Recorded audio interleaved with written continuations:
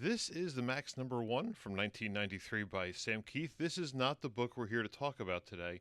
We're here to talk about a book that came out 5 years later, the Maxx #1, in 3D. And the first obvious difference is the coloring has been redone on the cover. The coloring on the interior is all the exact same thing, but there's also a brand new Maxx story we'll get to as we go along, because it is the best part of this issue by far. It is really cool. Sam Kieth is awesome, and we'll get to why in just a second. I realized as I was paging through this book, wearing my 3D glasses, first of all, the logo design on here, which they don't credit in the credits here, but they credit it in the contents of the original book.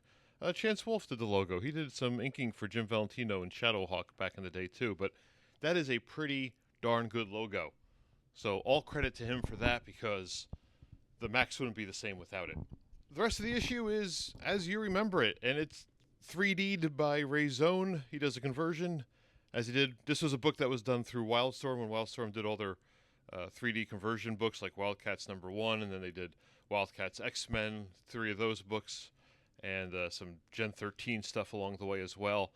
They all came out really great, and this book is no exception, even though at times Sam Kieth's method of storytelling and his panel layouts are just bizarre and wonderful to read. They don't necessarily lend themselves all the time to 3D, but Ray Zone does a lot of work to make sure that he shows it off where and when he can, and it works really great. I mean, even a simple panel like this here, where this character here and the word balloons are all at the level of the paper, and then you can look towards the back into the lit up background there.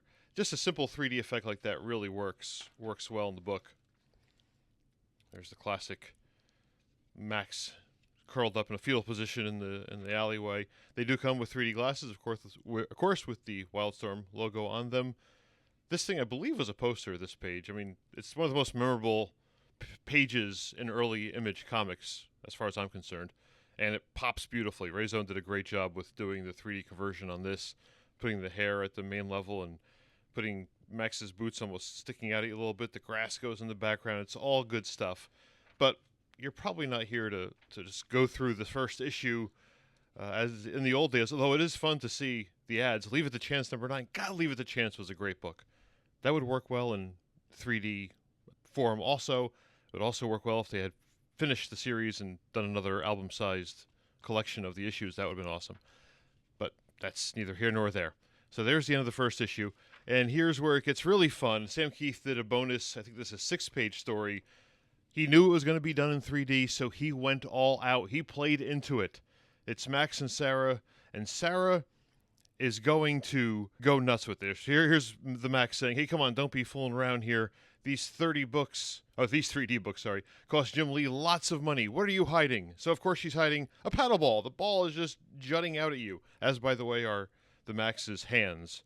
And then she keeps going. Of course, you have the party favor thingamajig. You got the canned snakes shooting out at you. Her arm is going to reach out as far as she can go. We start lobbing things, grenades.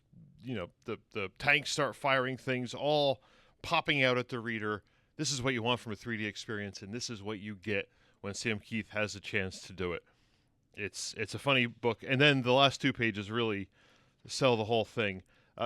To be honest, story-wise, it kind of ends on a bit of a so what kind of thing. But this last page with this, classic Sam Kieth-looking character, this, I guess that's a hairy eyeball character with a really big foot. I'm recording this right now with my 3D glasses on so I can explain it better. And I want to put my finger like between his foot and his stomach there, and it breaks my brain when I can't put it under there. But this panel here with the dramatic up angle, with the light just coming around the outside of the foot because it's obviously backlit, that does look like it's coming down on him. That foot is popping out of the page and about to come down on them. Sarah is a little further, closer to the reader than the Maxx, whose chin is just sticking out beautifully. It is, if you like 3D comics at all, it's worth it to buy the Maxx if you can find this issue on eBay somewhere, just for that last 6 pages of story that's in here, because this really pops. This works well. The rest of the issue works, and it is a bit more of a curiosity than a great 3D conversion. Ray Zone did what he could with the material and took his moments and shined when he had them. But the Maxx, as a whole, let's be honest, when your panel layout looks like that, it's going to be a little tricky to do a proper 3D conversion on it, but did a great job. So that's the Maxx 3D with the bonus story, which, by the way, has a title, Boobs and Bombs. Exactly what you'd expect from Sam Kieth. Give it a shot.